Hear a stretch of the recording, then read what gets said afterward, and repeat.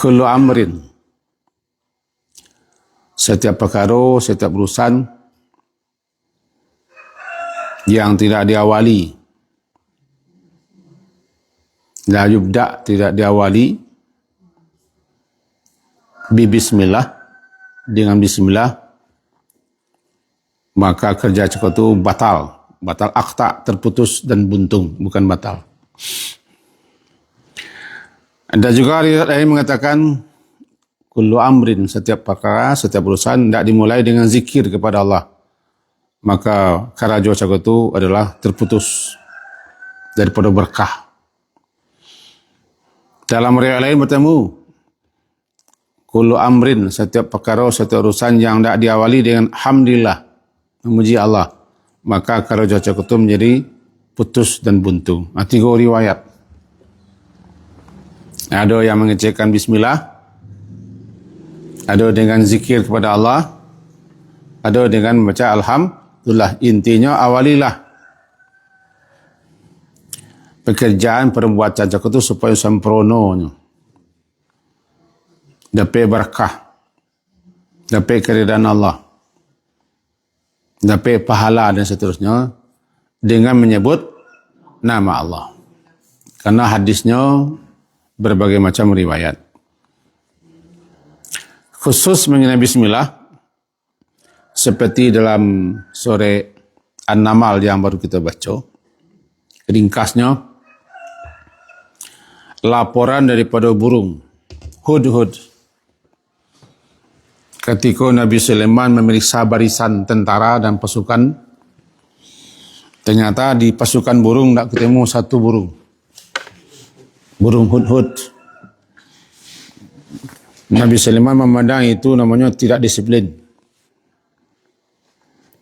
maka beliau mengancam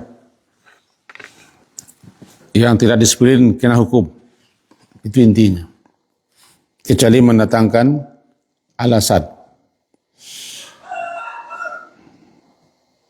Sejurus kemudian datanglah burung hudhud. Kadang-kadang burung ketik.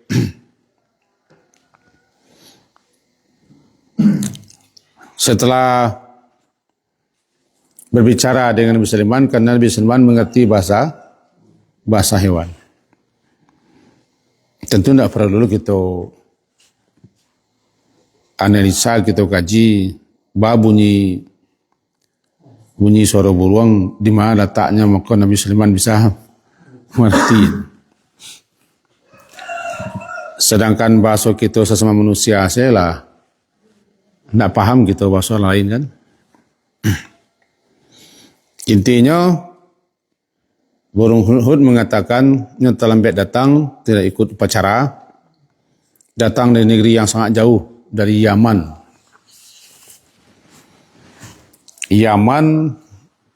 Sementara Nabi Sulaiman kan di Palestina. Jarak itu luar biasa jaraknya. Yaman di ujung Jazirah Arabia, Palestina di negeri yang bergejolak ini. Kalau kita buat satu perandaian lah, dari ujung Sumatera lebih kurang sampailah ke ujung. Walaupun tidak sama, akhir-akhir dulu itu perjalanan beruang. Kalau beruang ditabang kan tidak lama. Nah, laporan daripada beruang mengatakan ada satu kerajaan di negeri sana, dipimpin dan menjadi rajanya seorang ratu perempuan yang cantik. Sayangnya menyembah matahari. Nah, sampailah dialog selanjutnya. Kemudian cerita singkatnya, Nabi Sulaiman menulis surat kepada sang ratu, apakah benar itu laporan si burung hudhud. Karena beliau seorang rasul, maka beliau ingin mendakwahi, mengajak Ratu Bilqis untuk menerima ajaran beliau. Dikiralah beliau hudhud. Kalau kini namanya kan merpati, pos. Jangankan Nabi, Rasul, seorang saya bisa melatih burung merpati membawa surat. Lambang amplop kan merpati. Dulu kan yang mengirim surat kan burung merpati.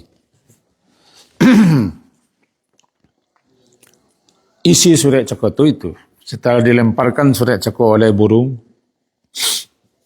maka sampailah surat itu ke tangan Ratu Bilqis. Dibaca.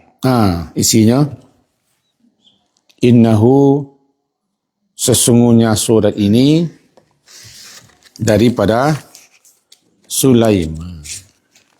Innahu min Sulaiman. Itu awalnya.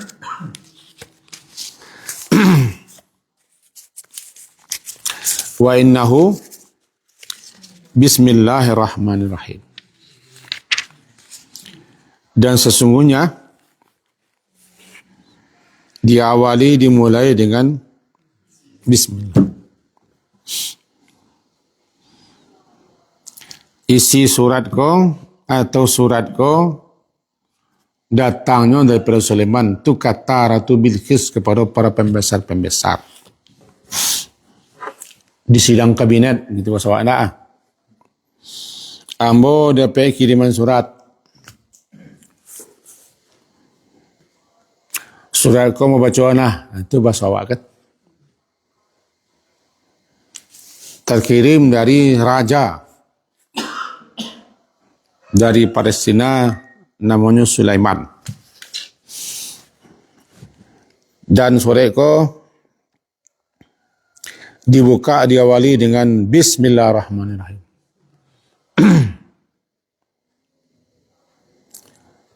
Berarti perkara bismillah lasak siswa dipakai menjadi pembuka, mengawali segala perbuatan termasuk menulis surat. Itulah makanya kalau kita menulis buku, menulis surat, awalilah dengan bismillah.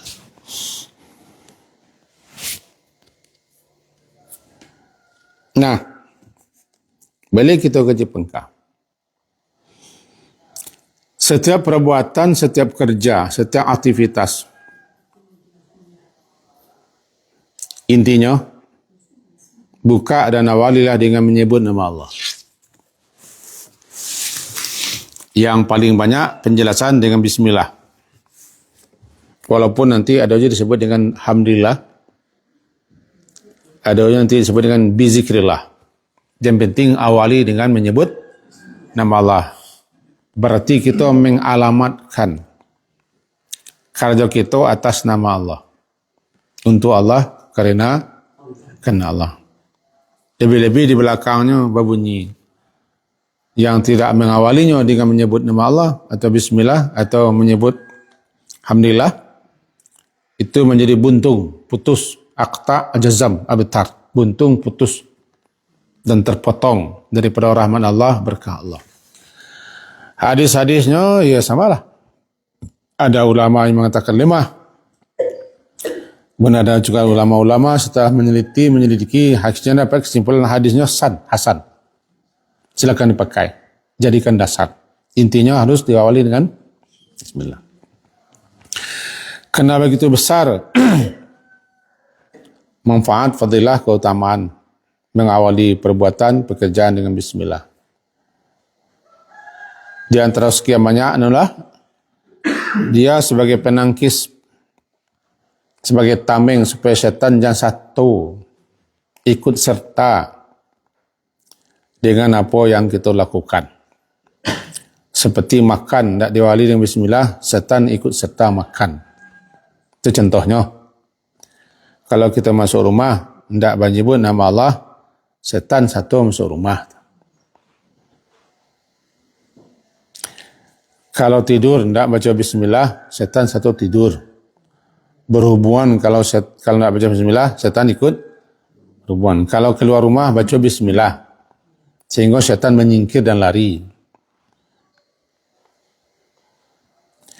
Nah, yang menarik, pernah kita sampaikan dulu, seseorang pernah makan di dekat Rasulullah. Kira-kira makanan itu tinggal sesuatu, terkena hanya baca bismillah. Bismillah awalahu wa akhirahu. Bismillah pada awal dan pada akhirnya. Atau bismillah fi awali wa akhiri. Tersenyum Rasulullah. Yang tadi makan itu setan. Nang sesuatu baru engkau makan. Engkau surang semakan juga bersekutu dengan setan. Masih dalam sebuah hadis, sebagian disebutkan oleh Imam Nawawi,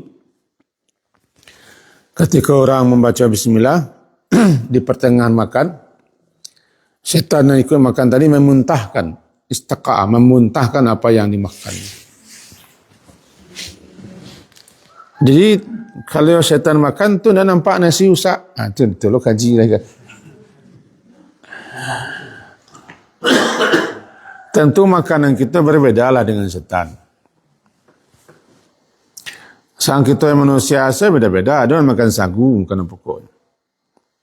Ada orang jagung, ada orang kantang, makanan pokok. Ada orang keju kan. Tak sama kan? Berbeda. Tentu kita dengan jin tak sama lah. Ada ulama yang memahami dalam sebuah kitab kita cari, kita pelajari. Mereka tidak makan nasi. Cuma ada zat yang ada di situ, itu yang mereka nikmati. Tulang-tulang misalnya, itu makanan jin.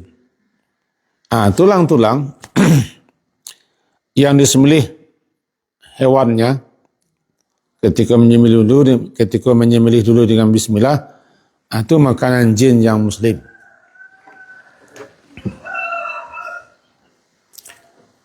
Enggak tulang dimakannya doh. Ada zat tertentu di tulang atau aroma atau bau atau apalah. Tapi tulang-tulang yang disembelih tidak menyebut nama Allah, maka itu jatah jin jahat, jin jelek, jin buruk, itu syaitan. Karena mereka suka yang buruk-buruk, yang jelek-jelek. Jika tulang itu disembelih dulu tidak menyebut nama Allah, mereka tidak berani makan. Karena ada sudah tameng perisainya. Itu salah menghindar setan. Begitu seterusnya. Jadi kalau kita makan tidak membaca bismillah, setan ikut makan. Bahkan jangan tinggalkan makanan terbuang. Sebab kalau kalian tinggalkan makanan terbuang, berarti kalian mengasih makan setan. Aku yang terkadang susah mengeceknya kepada orang. Baik orang tu orang kadang, ataupun orang ketek. Baik anak-anak ataupun orang tua. Makanan terbuang-buang, berarti kita telah meninggalkan untuk setan. Seakan setan itu mengintai nama yang terjatuh. Makanya kita disuruh memungut makanan yang terjatuh. Ambil yang baik, buang yang buruk. Kalau rimah kan tak mungkin dimakan boleh. Ya tak mungkin, itu jangan buang. Jangan dibuang. Atau jangan campur. Bahkan bisa jadi di yang terbuang itu terdapat berkah. Di nama sisa itu terdapat berkah. Itu makanya ajari diri kita di piring-piring jangan sampai ada yang tersisa. Yang paling parah ketika makan berjamaah. Lebih parah lagi makan berjambah. Lebih parah lagi makan barale. Tu banyak wazir. Kadang-kadang masuk songkok saya tengah piring lagi. Nak jalan nak kabi. Itu boleh. Batunggian sedolan. Sama di kampung awak tak? Itu tidak apa biasa lah. Alun tu serak lah. Ini bisa jadi ketika orang baralik, ketika makan bersama menjambah itu barangkali setan banyak nunggu-nunggu je. Wallahu a'lam.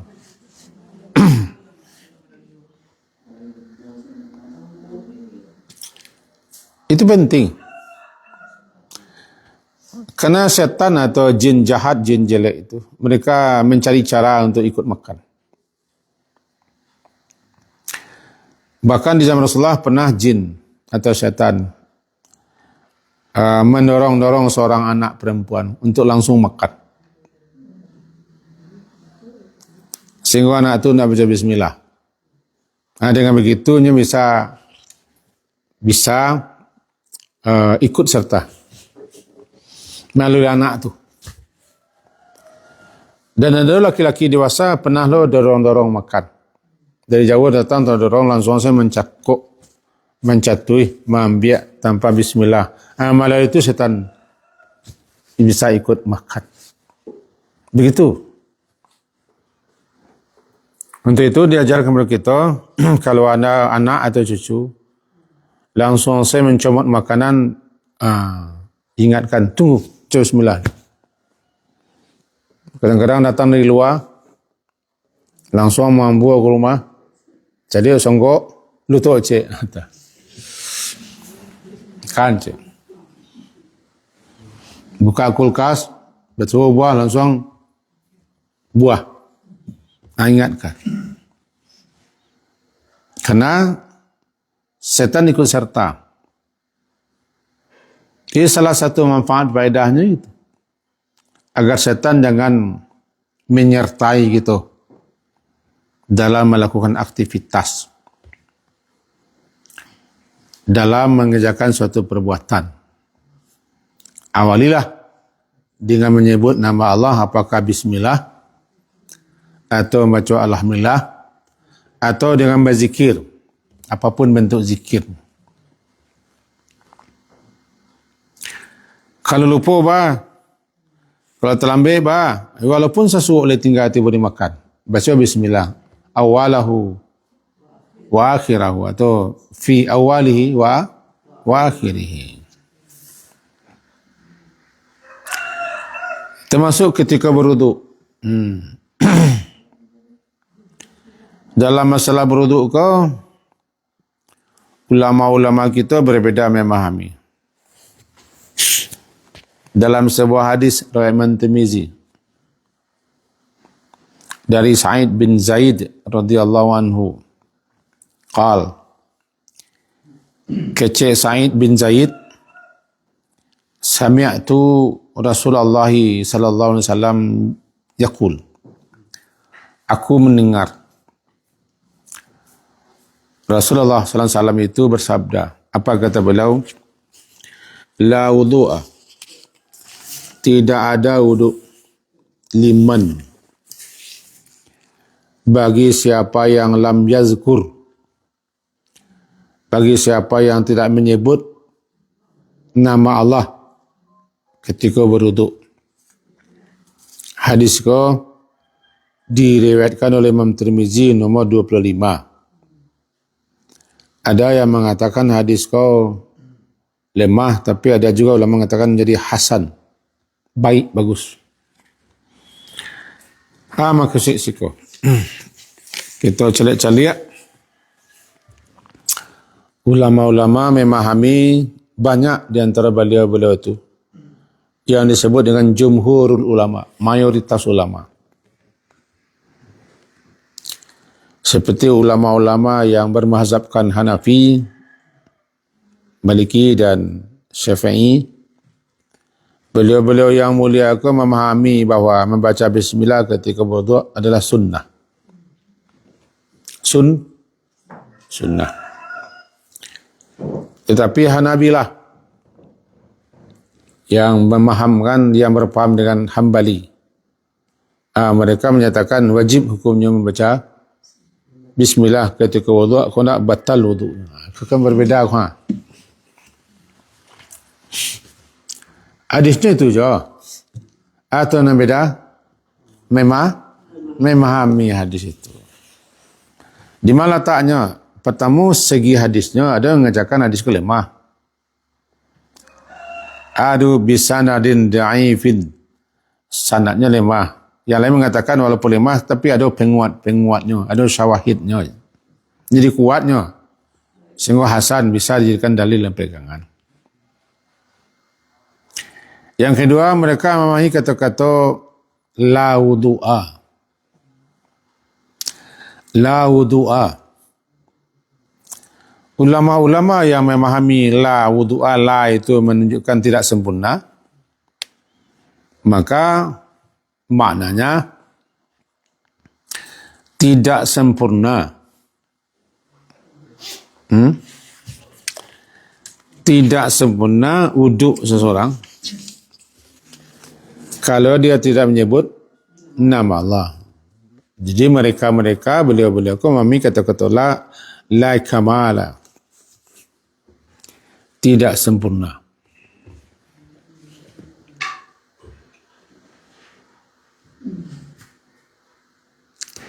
Kerana huruf la ko pengertiannya pun berbeda-beda.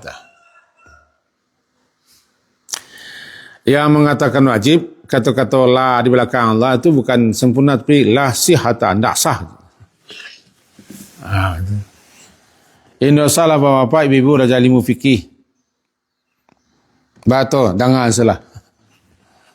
Sebab ilmu fikih rumit.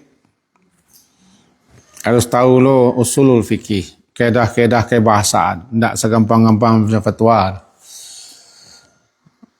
Kalau kaji-kaji, baca fatwa ulama langsung sampaian. Tapi kalau sampai begitu saja, tanpa lo mempelajari yang lain, nanti kita suka menganggap ikut salah, kau nak betul, nak awak saya betul, itulah jadinya. Di kata-kata la salah beda ulama memang. Bunyi hadisnya la wudu'a, tidak ada wudu bagi yang tidak menyebut nama Allah. La nuku la pu, betul. Yang pertama memahami la kamala, tidak sempurna. Wudu sah kan? Tapi sempurna, kurang sempurna. Sah. Yang kedua memahami bukan tidak sempurna, la sihata, tidak sah. Berarti kalau tidak sah, batal wudu. Yang ketiga memahami la wujuda, tidak ada wudu, tidak dianggap wudu. Sebab tidak pakai itu. Apa tu? Dengan demikian, ya tidak gampang-gampang saja kita menuduh orang tidak sah, tidak asih, tidak betul. Dalam memahami kata la itu, ya begitu ulama-ulama memandang, memahami, karena semuanya terbuka peluang untuk itu. Kita tinggalkan hukum-hukumnya itu. Intinya mana, jangan sampai tidak membaca bismillah ketika berwudu. Kalau lupa banyak tidak dibaca nantilah tu kajinya. Kalau lupa, kalau dibaca ba'ana, jangan dikecam ba'ana dulu. Kita pelajari dulu membaca bismillah ke wudu. Intinya, bagaimanapun juga, awalilah wudu itu dengan membaca bismillah. Berpedoman kepada hadis-hadis yang lain. Hadis yang pertama, setiap perkara, setiap urusan, setiap pekerjaan, setiap perbuatan termasuk wudu, kalau tidak diawali, tidak dibuka dengan bismillah atau menyebut nama Allah, perkara itu buntung terputus atau terpotong. Buntung terpotong daripada berkah Allah, rahmat Allah atau keridaan Allah, kerana nya berkeraja tidak atas nama Allah. Maka siapa yang mengawali perbuatannya bismillah, berarti ketika itu dia telah mengalamatkan kerajaannya atas nama Allah, sekaligus mohon rahmat, berkah dan ridha. Lalu kalau lupa bila terkena, boleh kita baca di pertengahan wudu, langsung baca bismillah. Minimal, jangan kita anggap orang tidak sah kalau berwudu tidak baca bismillah. Paling wudunya tidak sempurna, nilainya berkurang. Kenapa? Karena itu masalah perbedaan pemahaman. Jikalau begitu, Ya, kalau begitu, bila kita baca bismillah ketika berwuduk, tentu sebelum berwuduk, yustahabbu, disukai kita menyebut nama Allah ketika berwuduk di awal. Kau lupa bila terkena.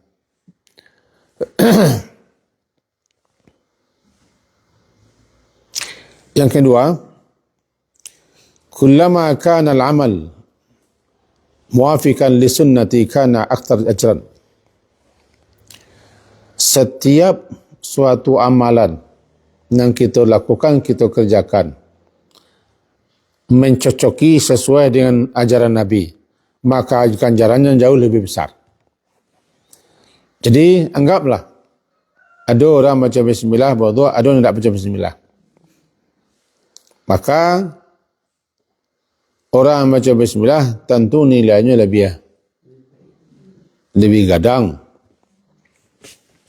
lebih banyak, keutamaan diraih pun makin tinggi, karenanya lain mencocoki sesuai dengan apa yang dilakukan Nabi. Yang tidak baca bismillah tentu kurang nilainya.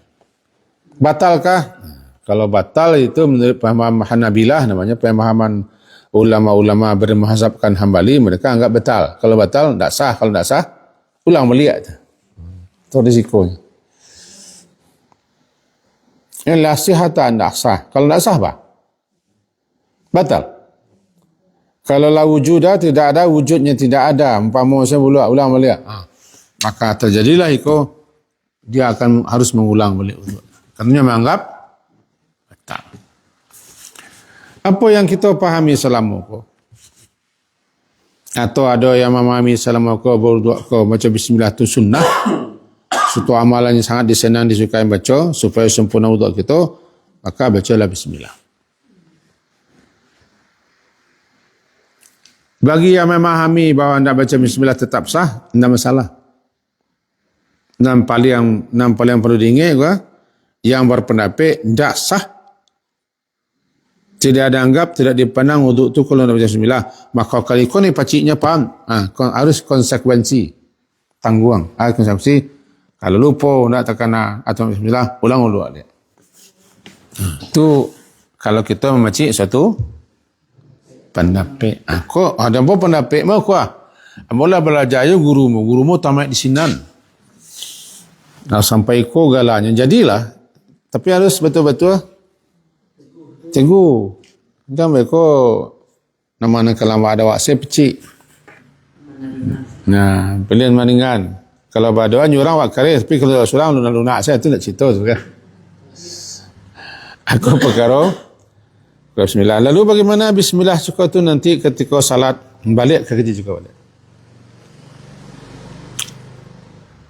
Ada imam ko nak mengaratinya, nya baca bismillah atau nak baca bismillah. Ada nindak cuma ia bisa jadinya nak budo atau nak bujang. Tentu lumah dalam kerja lain. Maka ketika itu, jika andai sekiranya imam yang mimami salat kita langsung terangah doa membaca alhamdulillah, ikuti saja. Lebih-lebih yang menjadi imam ko orang alim, orang faqih, orang berilmu, lah dipandang dianggap sebagai guru atau ulama. Tu percaya salah. Apakah kare-kare bismillahnya atau lambe-lambe atau nak dibaca sekali. Sebabnya alim tahu nanti kerajuannya. Nak beda ko si badu atai. Ngare-ngare nak bili lo. Ada nak baca kare-kare, ada ni ndak, ada lambe-lambe langsungnya menganggap ada ulang lek. Ada begitu. Di kampung kami pernah terjadi di zaman sekian tahun yang lalu. Ketika itu masih muda. Hanya gara-gara khatib kelupaan membaca Sayyidina dalam khutbah Jumaat. Kalau menurut pemahaman kan tidak boleh kita langsung saya menyebut nama Nabi. Tak beradab gitu. Bagus nak beradab. Masalah seorang saya menjadi nama. Sang kau orang salah bapak wak. Batuan. Batuanku. Basutan. Jauh pangeran wak. Itu nama Nabi dan seorang sebut Nabi. Jadi mereka mengharuskan baca Sayyidina. Lupa. Baca Sayyidina. Lalu menunjuk Allah pada aku. Dan lihat kutubah. Anda menunjuk aku tak saja. Kalau ibana ilmunya, tapi ilmunya sekedar itu. Akibat nan dianggapnya nan paling betul nan dino saja. Ada orang balai beda langsung anggap salah. Kalau nya faham ikut sisi perbedaan pemahaman. Tak sampai kepada batal. Semua bismillah tadinya. Kalau kita mengikuti imam kita tidak baca bismillah, ikuti saja. Walaupun kita pada dasar baca bismillah. Karena kita itu status kita sebagai makmum. Apalagi yang menjadi imam juga itu orang alim, orang yang balimu, faqih, orang yang pahamnya, ya fikih, rasih yang dalam ilmunya. Berarti dia beramal sesuai dengan ilmunya. Itu saja. Atau sebaliknya. Dulu ada kawan bu karih bana. Karih itu tidak teritakia. Tagang itu pada nantiang. Tidak pernah kandung kedua. Tagang terus Ketika itu tahun 93 kalau tidak salah. Masih ngajar di pesantren. Kawan aku tamat perabek. Dia nak nyebut orangnya loh. Boleh sebut orang. Kalau imam pagi itu rupanya tempat kami ko hendak pergi kunut. Nah, dalam mazhab Syafi'i, orang kalau nak baca kunut harus sujud sahwi.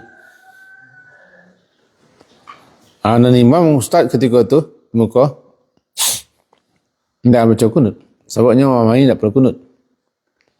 Beliau jadi imam belakang sudah saya imam assalamualaikumnya sujud sahwi 2 kali. Heboh, apa namanya? Anak-anak itu menjadi pecah-pecah. Tadi itu lakuannya. Saya katakan salah orang cukup itu susah batal itu bukan. Sama dalam kitab Syafi'i bahwa kalau kelupaan baca kunut diganti dengan sahwi. Itu lakuannya. Tanpa ada sedikit